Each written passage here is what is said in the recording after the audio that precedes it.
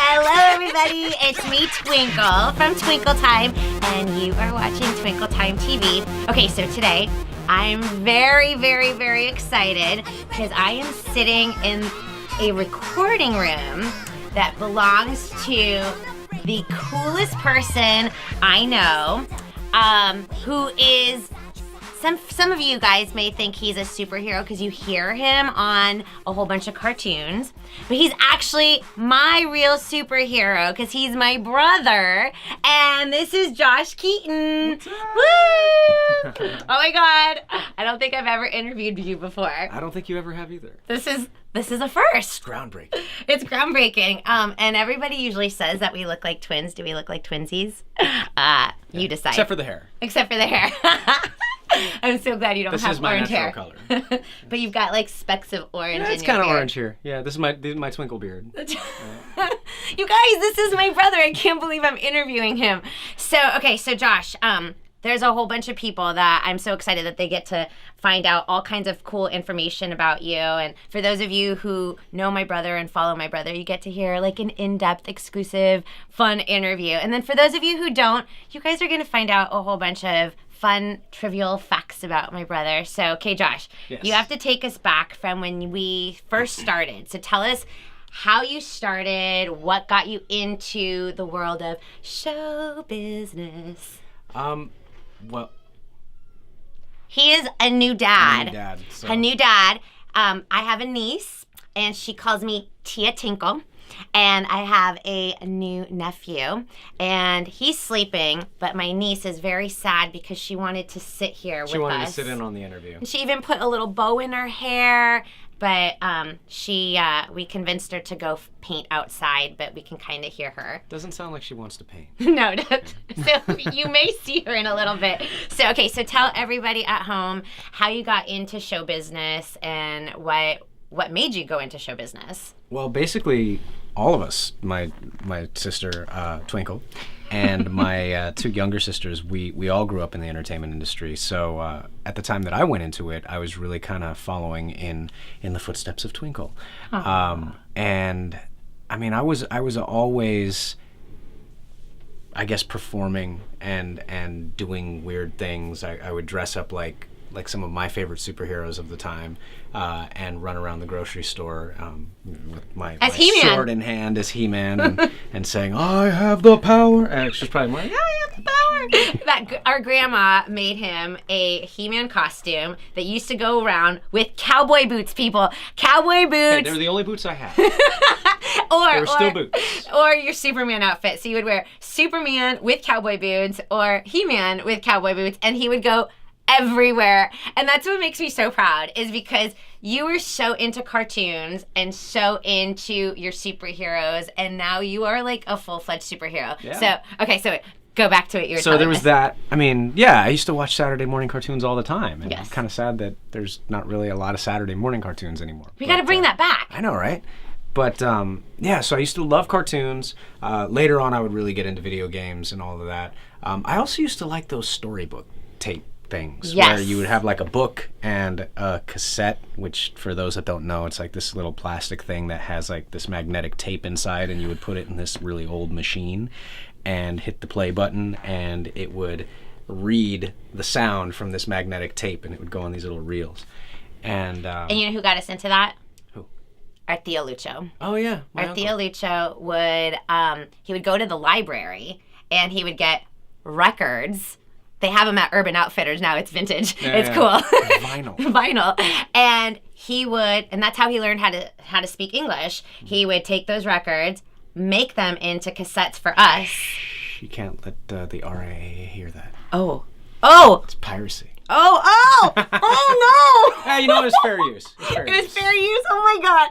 Well, that's how we would play them in our car or in our tape decks. When I was going to sleep, I would be listening to I would listen to all these stories when I was going to sleep. I just put it on play and fall asleep hearing a ton of amazing voiceover. And it's funny because I work with some of these people now. Are you kidding me? Isn't that awesome? Yeah. That is awesome. Okay, so you listened. You watched tons of cartoons. Do you remember the first show that we did together? The game show? No, musical theater. Because I grew up doing musical theater. Yes. What was the first show that we did together? I don't know. Either South Pacific or Fiddler on the Roof. It was South Pacific. We played brother and sister, and then we also did Fiddler on the Roof together. I don't even remember any of this. Like, I know because I was told this, and I kind of remember the names, but it just boggles my mind because I hear stories about how I used to like go around, singing the songs and reciting the entire play and all that. And I don't even remember this play. I know if I watched South Pacific, I wouldn't even know what the heck is going on. You don't and remember, I used to know I'm this gonna wash fluently. that man right out of my hair. You don't remember that I one? remember that song vaguely, but I don't remember any of the people or the storyline. It's weird how much of your memory is gone when you grow up and what you actually do remember. Well, I do have to say that you always had like an amazing memory from wee itty bitty. Like he had this vast vocabulary, like from the time he was like 6-8 months old. He was already talking, which most kids don't usually talk, but like at 6-8 months you were already talking. And I remember as a little kid, I was doing Fiddler on the Roof, and you would sit with mom in the audience for during rehearsals, and if the guy that was playing Tevye, he would forget the lyrics or the words, and my brother had the whole show memorized, and he was very, very little. And from the theater during rehearsals, he would really loudly tell Tevye what the words or the dialogue was. I bet he loved me. Wow, So, I was that kid. You. I guess I've been a know-it-all all my life. So sorry. Aw. So we kind of all, I guess, helped each other get into show business. Yeah. I think I tagged along on an audition that you were actually going out for. Yeah. And they called me in because I was just like this little blue-eyed kid talking to all the adults.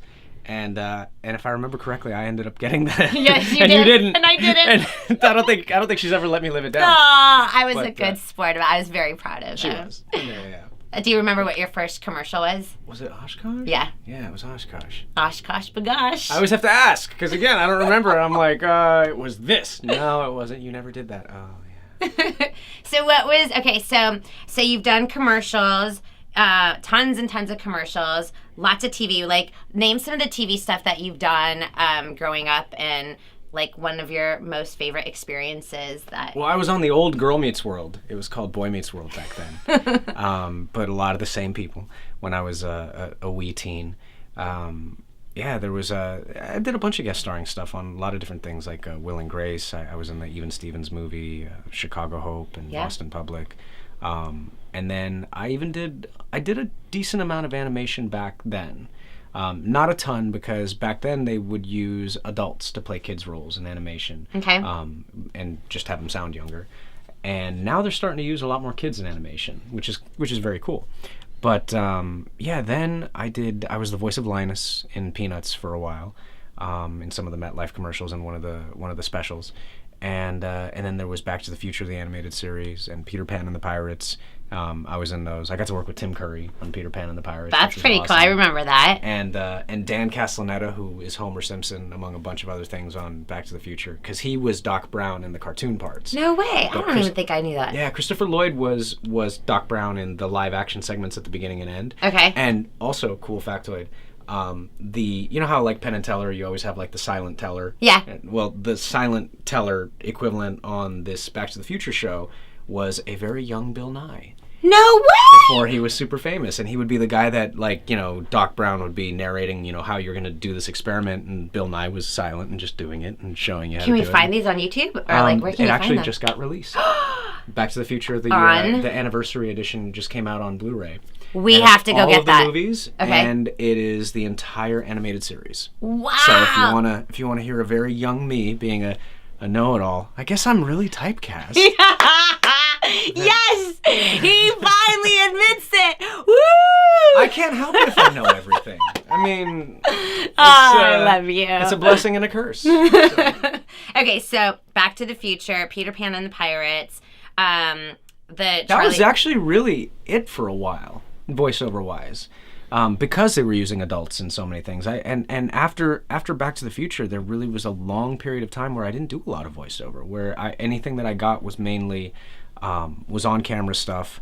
Or then, I had a brief stint in a boy band. Well, it wasn't that brief. It was a few years. It was a few years, and there's quite a few people that I'm sure are tuning in because we had some major fans in our boy band, girl band days. So, okay, tell everybody the boy band. It's called No Authority, and we were on Michael Jackson's label, MJJ, distributed via Sony.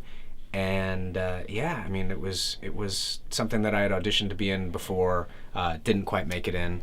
I didn't really know how to dance back the first time I auditioned, and I wasn't really comfortable singing in front of people.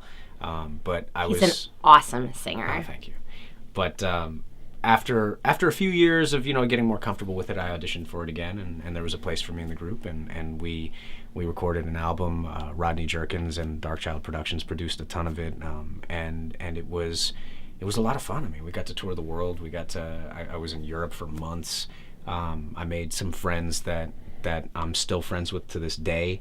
I wouldn't have met my wife had I not made friends with some of the friends that I made, because she was a mutual friend, and it changed my life. Like, it was a lot of fun. I got to travel the world, and I got to meet a ton of new people, and it was I got to sing. I got to tour and perform on stage. It was a really amazing experience. That's pretty awesome. Yeah. Now, for people at home that are No Authority fans, would there ever be a reunion? I think there's rumblings of like. Oh. Yeah, I think there's rumblings of like.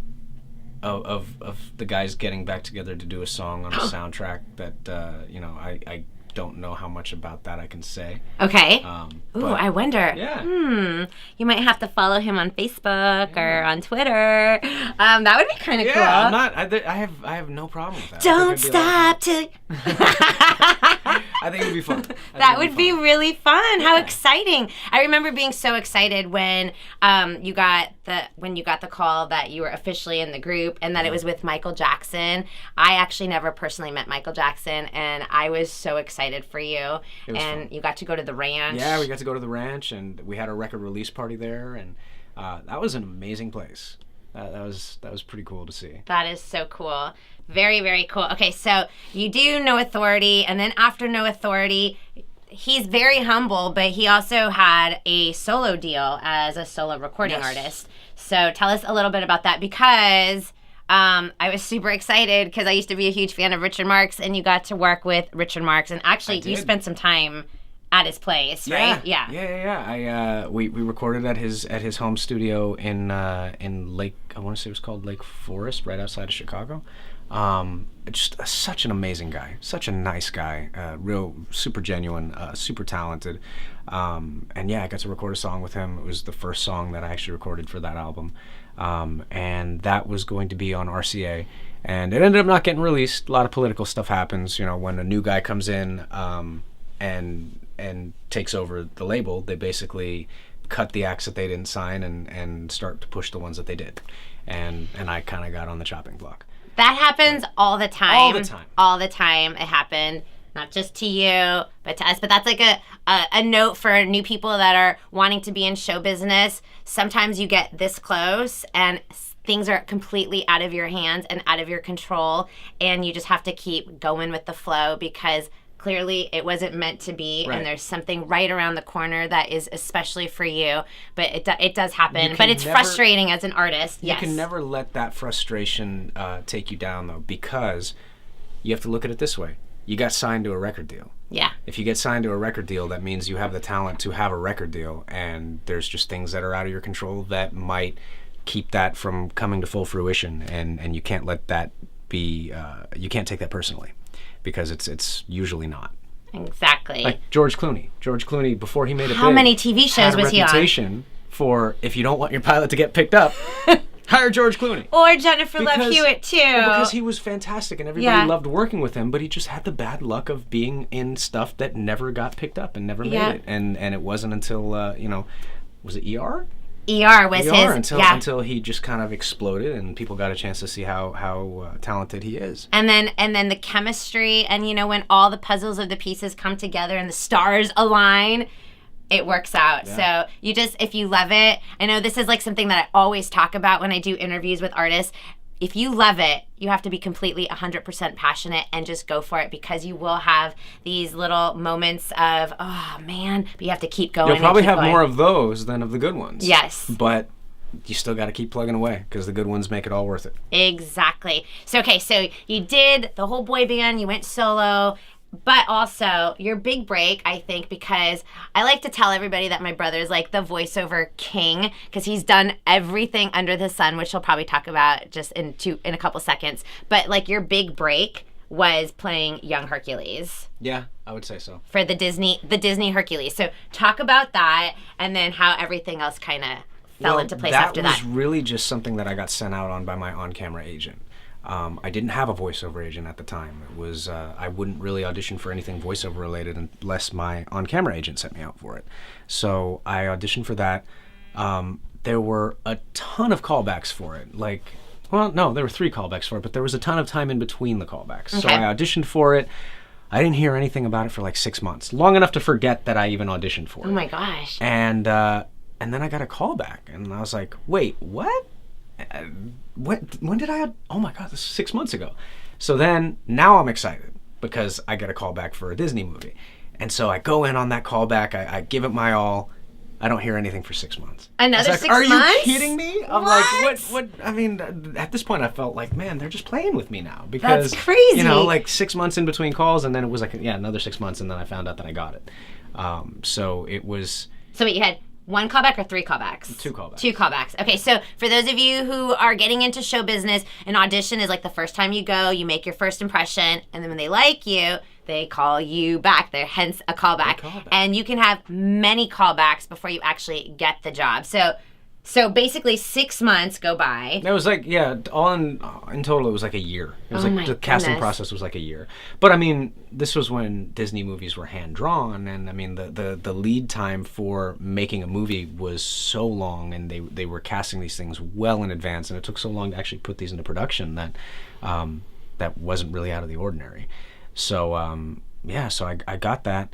I got to record with Rip Torn, who was Zeus, my father, and that was really cool. I had a personal animator, not a personal trainer, I had a personal animator who videotaped all of my sessions, and they're basically doing it so that they could get my expressions and my lip movements and all of that. Which he did extremely well. Extremely well. Because when I watched it, when we went to the premiere, it was so strange because I was like, I was watching you. Yeah. Like because this was, Same you were in way I high school because you were stand and, gangly, gangliness and your arms are like really long, and your facial and your big eyes, and I'm like, oh my God, it's like I'm watching Josh with the little white, like, whatever. My toga. Your toga, yeah. But the thing is that if you look at for any Hercules, Disney buff or whatever, if you look at the original concept art for Hercules, looked nothing like me. Nothing like me. Totally different nose, totally different facial structure. Just, I mean, the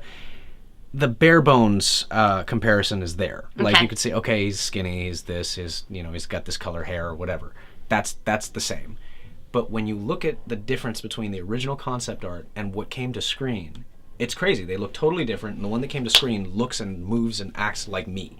It was nuts. Like they really, really did a great job with that videotape. Yeah. Making that translate into the model, because it was awesome. It was pretty crazy. It was awesome, and I was super proud of you. It was like such an awesome moment to like see it all come to life. I would definitely say that was kind of like my break into voiceover as a young adult / adult, because even though I had done a decent amount of stuff when I was young, I didn't have a voiceover agent, and that voiceover is such a big facet of the entertainment industry that it has its own multitude of facets. You could do promo, you could do commercial, you could do just voice matching, you could do animation, you could do video games. There's a radio. There's a ton of other stuff. So which you have done all of that stuff. Yeah. So that's why I say he's like the king. So he's done cartoons. So okay, you've been Spider-Man. Voice of Spider-Man, voice of Green Lantern. Just a ton. I was Aquaman, The Flash, just a ton. I'm telling of you, different... my brother is a true superhero. So he's done all these things, and then so then you've done tons of commercials. Yes. And extra, right? Yeah, the voice for Extra, the show Extra. So whenever you hear coming back next or stay tuned or whatever, that's you, right? Yeah. And then tons of commercials, and speak about all the games that you've done, because any game fanatics, my brother, you probably have heard my brother on a whole bunch of games. So what are some of the games that you've done? Metal Gear Solid 3, I was young Ocelot, Revolver Ocelot. I was in an old game called Psychonauts, Okay. which they're actually going to be bringing back. Okay. Which is cool. Hopefully they keep me in. Well, Yeah. knock on I every wood, even if it's plywood. Hey, plywood is still wood. And let's see. I'm currently King Graham in the game King's Quest, which also stars Christopher Lloyd and Zelda Williams. Ooh. Yeah, that's a great family game. It looks gorgeous. It's got a very, very wholesome storyline. It's a great game to just pick up and play. Any age can pick it up and play it. And it's great for families to play together. I think it's a great game. Awesome. Yeah. And he can't talk about it, but because he has to mum's the word until everything comes out. It's called an NDA, non-disclosure agreement. And if I violate that, they can sue me into the poorhouse. Oh, well, we don't want that. So, but what we can say is there's some things that might be coming up very soon on Netflix. Well, yeah, no, there's a show that's going to be coming out on Netflix. Can't give any details on it yet. Okay. That I'm in, and that I play a pretty big part in. And then there's another show on Netflix that I can talk about, which is currently out, called Mr. Peabody and Sherman. Oh. And it is based on the old cartoon from the 60s and the movie that came out not too long ago. It's such a fun show. And I'm not just saying it because I'm on it. And I know I'm very biased, but it's such a fun show. Chris Parnell plays the best Mr. Peabody I've ever heard. He's perfect for the part. Max Charles plays Sherman, and he's phenomenal. And the guest cast that they have on there all the time just brings their A game all the time. And this has been a fun show for me because I don't want to say that I get typecast, but sometimes I get typecast in VO. I'm either the young wide-eyed budding hero that has to make the transition into discovering himself, or I play the big voiced superhero. They just call me in for all kinds of weird stuff, stuff that I would never even have a little bit imagine of myself fun, playing. like playing around and discovering new voices and this stuff. show has sometimes scared me to my very core because I have been called in to do like an accent that I've never done before, and I'm expected to do it the next day, and I'm So it keeps you on your scouring toes. everything on the internet. Okay, what does this sound like? Who does this sound like? Whatever, and trying to research my part so that I can go in there and bring it. But it's been so much fun. It's such a supportive atmosphere there, and great writing staff, and they let you just roll with all kinds of silliness. So That's and awesome. a lot of the ad libs a lot of the ad libs make it into the show. That's awesome. They're really great about that. So it's been a phenomenal show. It's again another great thing for families to watch. And that's nuts. on It's Netflix. It's on Netflix. Okay, so we're going to have to tune into Netflix for that show. And also stay tuned because he has a whole bunch of things coming up on Netflix that he can't talk about. But what I can talk about really quickly before we have to wrap up is some of you who are Twinkle Time supporters and followers. My brother and DJ Dallas, if you come to our shows, if you don't, DJ Dallas is a part of our show behind the scenes. They produced It's Okay to Be Me and Move and Groove, the original version that's on our very first CD, Twinkle Time. So my brother did the music and produced it with DJ Dallas. I think we did most of it here. Here, Were we here no, already? it was in your old place. Yeah. Yeah, in the old place. And another fun trivia fact is when I first started Twinkle Time, I had a friend originally that was going to do Zeke Zebra. And he got a last-minute gig to perform on the Emmys. And I was like, oh no, because we had to film something. And I begged and begged my brother. I was like, please, can you please be Zeke Zebra? And my awesome brother came through, learned all the routines. So if you watch the very first YouTube videos, I think there's probably 3 of them on YouTube. We'll have to kind of link those in so you can see. this is the face. And he had a handlebar mustache, and he's like, I am not shaving that. So that was part of the stripes, the black and white stripe. And you did such an awesome job. It was awesome. And if you get bonus points if you watch and you can see all the times I'm trying to hide. Okay, he learned all the choreography, but he didn't want to be seen as Zebra, so he stood behind me. I didn't want to get typecast. It already happens all the time.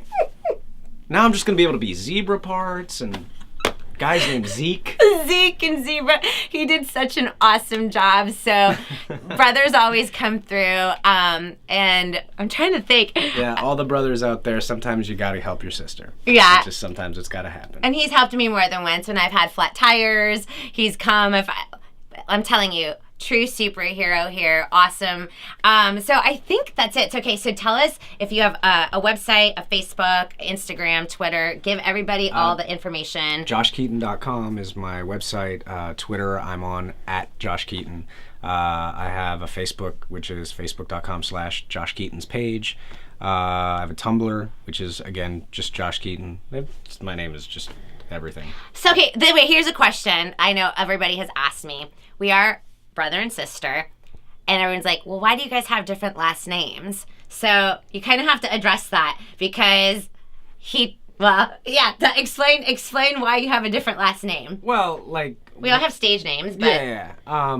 When I was kind of a teenager and I was still going by my original name, they were having kind of a hard time getting me into auditions because they were like, well, we're having trouble getting you in with your real name. You know, they're not really taking it seriously. They were typecasting you. Yeah, exactly. So our last name is Wiener. Like Oscar Mayer Wiener. True story. So I mean, when you're a teen actor and you're trying to get in on, you know, the teen heartthrob parts, and you're, you know, they're trying to pitch you with the name Wiener, it doesn't really work out so well. So they said, you know, you should probably think about getting a stage name, and I was like, all right, cool. And I'm like, so how do I pick a stage name? And they just gave me a list of names, and they're like, well, you know, is there anything that you think would be good? And I just like, give me this list. All right, what's this? Yeah, let's go with Keaton. And that's how it happens. That's how it happened. Like, that literally is how it happened. Some people are like, oh, you know, are you related to Michael Keaton, or are you related to Buster Keaton, or are you a fan of this? I'm like, no, I just picked it out of a list. Really just that simple. That's it. That's how you come up with a stage name, people. Just do. That's it. Yeah, you can't give it too much thought. You just got to say blah, blah, blah, blah, blah, blah. And, I mean, I wonder what would have happened if I picked up something else. But I have no idea. If my career would be any different had I picked a different stage name. Who knows? Who knows? Who knows? So you guys, so that's how you pick up stage names. And really quickly, for those of you, this is my brother's recording room. And so normally there's like a what do you call that? What is this? Explain for those of you. Okay, well, this is kind of the equivalent of what they used to have in recording studios back in the day. Well, they still have them in the really, really nice ones. Yeah, where you have the massive mixing console. Where we've done our recording albums and stuff. I don't have space for all that. I barely have space for what I do have in here. And this is basically a virtual version of that. So these are all of my inputs and outputs and my auxiliary sends, and these are some plugins that I use. Like that's a preamp. The one up there is a preamp. But these are like virtual preamps. So if I wanted to have the sound of this old Neve 1073 console, I can basically just route my stuff through that, and it sounds as though I'm recording, not exactly, but very close. It sounds like I'm recording through this old console or through this one. My brother's a techie, and right now he's just speaking gibberish. Yeah. I mean, pretty much. And all of these do a certain thing. A preamp is a thing that you hook up your mic to so that it raises the signal level so that you can actually get a good enough signal to bring into the computer. But they're usually expensive and really big because all those electronics to make sure that no noise is added, just volume, takes up space and generates heat and all of that. And he has his vocal booth right there. And so that's where he goes and does all the magic. So I basically set that up in here, and that keeps the sounds of the crying baby and the gardeners or whatever out, and I can go in there. And a lot of the stuff that I do from here is either going to be an audition or it's going to be like promos for something or a commercial where they're actually going to dial into the bottom box right there, which is an ISDN box. Okay. They'll dial into that. And This it is uses, interesting. It uses 2 separate phone lines. Okay. And it makes a hardwired connection between my studio and their studio. So I'm not even recording my audio. They're recording my audio on their end. It's as if I am in their vocal booth. What? And it's like I'm there. Like when I talk into this mic, they're hearing me in real time in full quality and recording me, and I'm hearing them in my headphones on talkback, just as if I'm there. Amazing. And so, yeah, no, it's great because it allows me to basically be on call. So you can like literally work from home. I do probably In your PJs. 60% of my work at home in PJs. Wow. How awesome is that? It's great. That is so awesome. But again, that's and it's weird. Like this goes back into another thing about just never stop learning about everything. Because you don't know what skills that you might not think have anything to do with what your dream is. You don't know what skills that you pick up along the way are going to help you with that. Because I've always been into electronics. I've always been into gear and computers and tinkering. And the fact that I'm good with all of that means that I can set up my studio. I know how all the wiring works. I can engineer all the stuff myself. If there's a problem with any of my gear, I know exactly how to fix it. I can do it myself. I can do it quickly. And a lot of voiceover is availability. So especially like if I'm doing promos for a network and they need them turned around in an hour and something's wrong with my gear, that's kind of bad for me. But if I know how to fix it right away, or if I have another way to connect or another way to get the same thing out to them, it helps. And had I not been a tech geek, I wouldn't have been able to figure all this out and been able to do it on the fly and all of that. So all those times I used to make fun of my brother, look what it's done for him. Tech support now? Yep, I'm the one that's always calling him for tech support. Yeah. So, and then another thing, Comic Cons. You attend some Comic Cons, right? So do you have anything coming up in 2016 that you'll be attending? It's probably stuff that I can't talk about. Okay. So that means everybody has to go to joshkeaton.com, to his Twitter handler, to his Facebook handler. Are you on Instagram? No. Yes. I am, but I never post on there. Yeah, he doesn't. So I'll start. And Tumblr. I'm lazy. See, I subscribe to that. Procrastinate now. Now. Do not wait. So you guys, that was awesome. I'm hoping that you guys got a whole bunch of fun facts from my brother, Josh Keaton. And thank you for tuning in and watching Twinkle Time TV. And don't forget to subscribe to Facebook Twinkle Time, Twitter Twinkle Time, Instagram Twinkle Time, and Friends. And stay tuned for some more fun videos on Twinkle Time TV. Woo-hoo! Bye, Josh. Bye. Aw, that was fun. Twinkle. Twinsies. Zebra.